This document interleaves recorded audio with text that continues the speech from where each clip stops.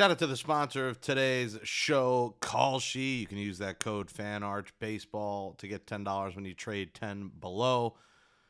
The New York Mets get absolutely obliterated on Wednesday night, and all the good feelings and good vibes you had from an 8-0 win completely go down the window, which is what this entire season thus far, which feels like an entire season, and it's only been a month, has felt like. This team, one step forward, two steps back. 2 steps forward, 8 steps back. Like, it just cannot get on a streak.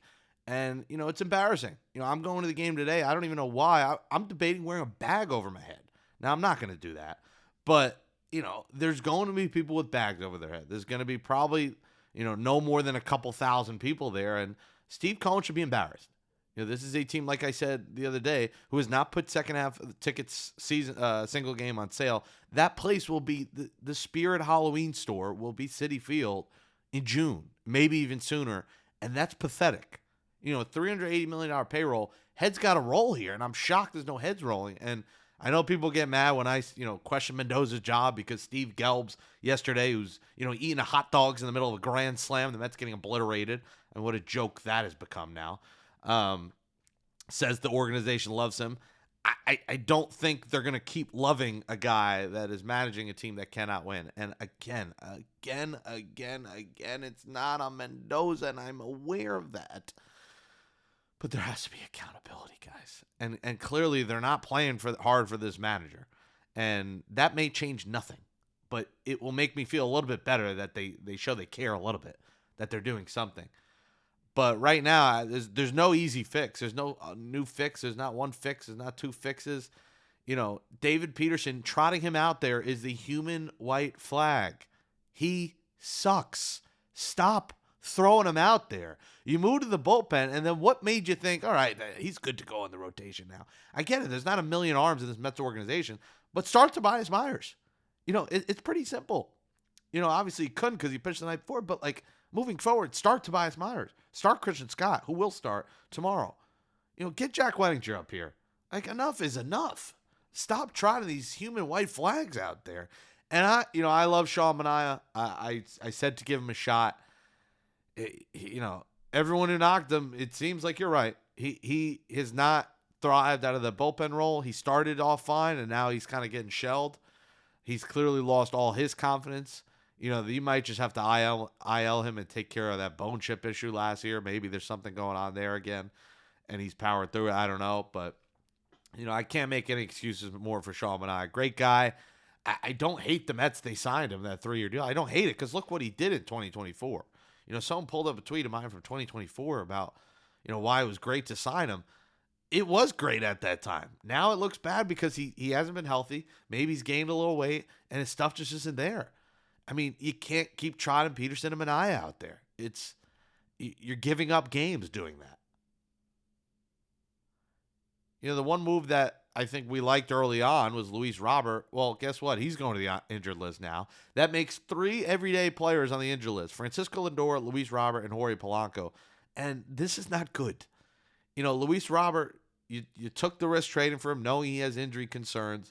He started off good. He has been one of the least of the Mets' issues. But now he's hurt, and now you got to find a replacement for him.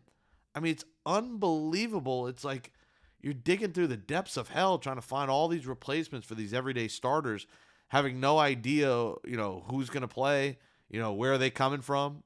Today it's, it's 10 a.m. as we record this. I don't think the lineup is out yet, but, they're probably going to have to play Austin Slater at this rate.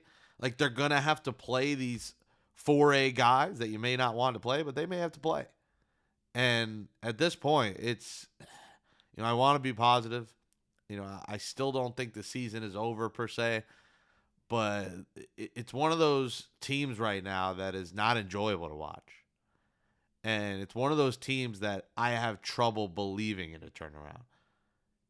I'm not watching them. I'm not watching anything they do and they'll get it going. Just got to get healthy. It's going to hit a point here where you're going to have to trade pieces off, you're going to have to make moves, and you're going to have to play the youth. And I want to talk about those replacements. But I also want to talk about Kalshi because baseball season is here and you can trade every game on Kalshi. It doesn't just have to be the miserable Mets. You can worry about other teams who are actually playing good baseball. On Kalshi, you can trade every single game. And, the Mets, their probability of winning it all is around 3%, meaning a $100 trade is going to trade you, get you around $2,700.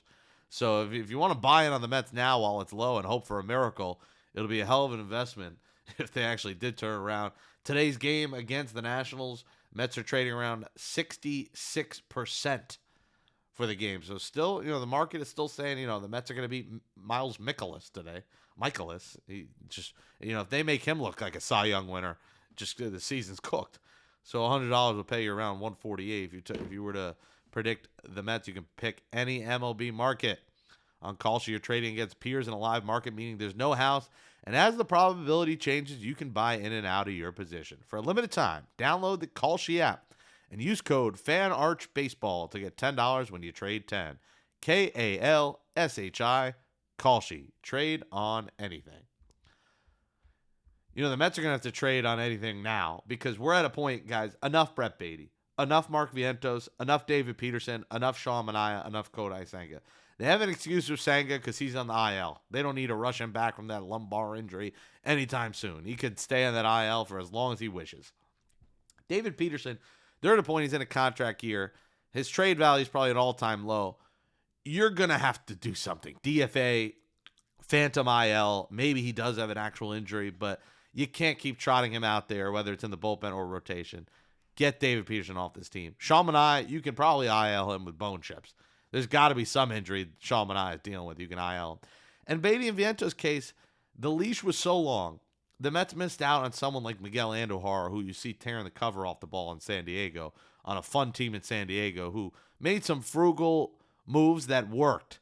They just went out and got Giolito for a couple million. They went out and got Andujar for $4 million, and then some incentives that get it up to $8 million, which is still a steal for what Miguel Andujar is doing. I said on here, if you guys watched, I said, go sign Miguel Andujar. Instead, they wanted to sell us this bag of goods of Brett Beatty and Mark Vientos, both who should not be in a Mets uniform anymore. And I don't want to hear the Ronnie Mauricio hate today. Ronnie's one of the few guys that's actually hitting in this lineup. So, again, Ronnie has not even got the chance to play every day. I told you the appearances, the at-bats. Brett Beatty's had 1,100 at-bats. Ronnie Mauricio's had 300. Let's let Ronnie get some playing time here before you send him away. I mean, it's ridiculous how many people want to write off Ronnie, but we're begging for Brett Beatty and Mark Vientos to play. I said over and over, and I take my apology back to Mark Vientos in that first week when he got hot. I take it back. Get him off my team. Mark Vientos is a one-dimensional player that does not do that one dimension good enough. He does nothing else to help you. Get him off the team. I don't care if you got to cut him at this point. They are worthless to this franchise. So who are the replacements? That's the question. It's like, Jake, you got to fill out the roster, and 100%. Well, first off, you got to replace Luis Robert. Guys in the minor leagues that I think should get a try here. Christian Pache is a guy that you signed to a flyer who was hitting really well in Syracuse. I think he might be one of the first here to get called up to replace Robert. So that's one. Nick Murabito. That's one in your farm system as one of your top 15 prospects. He's got a 382 on base in AAA. He's got a great eye. So, if you're not in love with Ryan Clifford, who I would go to next, because Ryan Clifford does have, a high strikeout rate, 39 strikeouts, 91 at-bats. That's not good. He does walk a decent amount, but I get it. Ryan Clifford has struck out a lot. Now, Syracuse, again, the weather, the pitch, it's a different scene. You never know, Mark Vientos, Brett Beatty crushed AAA, come here and they're bums. So you just never know. A guy gets sent to the big leagues. That could change. But I understand if you want to develop Clifford a little bit more. Although, if you sent up Clifford tomorrow, I'd be very happy with that too. But those are the three names I'm looking at the top for the Mets to make a move. Pache, Murabito, Clifford are the three hitters. If there was a fourth, I'd probably go with Christian Arroyo, another guy you took a flyer on who's hitting pretty well, hitting 293 in AAA. But those three are the main ones I'm saying right now.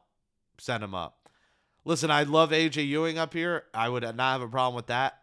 I'm just thinking the Mets logic is we don't want to send him up after 2 games at AAA. So as much as I want A.J. Ewing here as well, I think the Mets will have him develop a little bit more. Ji-Hwan Bae is another one who's hitting well in AAA if they wanted to go that route. But I think Murabito, Pache are your first two. Then you're talking about Clifford, Bay, Arroyo after that. So pitching wise, not endless options there. Jonas Hong has not pitched well. I think Jack Wenninger is the first option you go with. He's got off to a good start in AAA. You already gave Christian Scott a shot. Carl Edwards is already here. Pitching wise, the Mets, don't have a ton going on there. So that's an issue pitching wise, is what do they do on the pitching front? But Jack Wenninger would be the first name. Bullpen wise, if you wanted just a normal bullpen arm, go to Dylan Ross, Ryan Lambert, flamethrowers in AAA. Give them a shot. But yeah, starting pitching, they don't have a ton. There is not a ton when it comes to starting pitching for the Mets. So I don't know where they're going to go that route. It's Wenninger, Ross, Lambert are the three pitchers I'd be eyeing. But you got some potential internal changes. I know there were reports that the Mets are going to trade for a big bat. I don't know what big bat's going to be out there at the end of April. I just, do the Phillies listen on Bryce Harper? I don't think the Phillies would trade Bryce Harper, especially to the Mets. Maybe they trade him somewhere else outside the division, but not to the Mets. Yandy Diaz is the name I'm always going to mention, but now at this point, if this season the Mets feel like it could be cooked, do they want just a year and a half of Yandy if there's a potential lockout next year? So that's still TBD if they went the Yandy route, as much as I'd love them. The Rays are playing good right now, by the way, so I don't think they have any interest in trading Yandy. They're 18-12. They want people showing up back to that ballpark at the Trop, so I don't think the Rays are going to be in business at the moment with how good they've been playing. All right, so those are my potential replacements. Let's respond to some of your comments from Wednesday's Mets Daily. Make sure you hit that like button below, hit that thumbs up, comment, subscribe, follow me at Jake Brown Live on all social media. Randy said he still can't find the podcast. Randy, it's there. It's Apple, Spotify. Just search Mets Daily. Very easy to find. Give us a 5-star rating there. Shane said, why is Peterson still starting? They don't make changes fast enough. I agree. We talked about that. Scadman said, Beatty and Vienza should be on a tight leash with A.J. Ewing and Ryan Clifford coming for the job. I think Ewing and Clifford are the replacements. I just don't know if the Mets are ready yet. Ewing an immediate double-A to big league jump, and Clifford with all the strikeouts if they want to make that. But if they said tomorrow, we're calling up Ewing and Clifford, I don't think a single Mets fan is going to be like, oh, they strike out too much. They're going to say, hey, let's see something new. You need fresh faces. You need youth here. You need someone. It's still so early, but you just cannot keep trotting out the same product that we've seen over and over and over and over again. Got to see something else.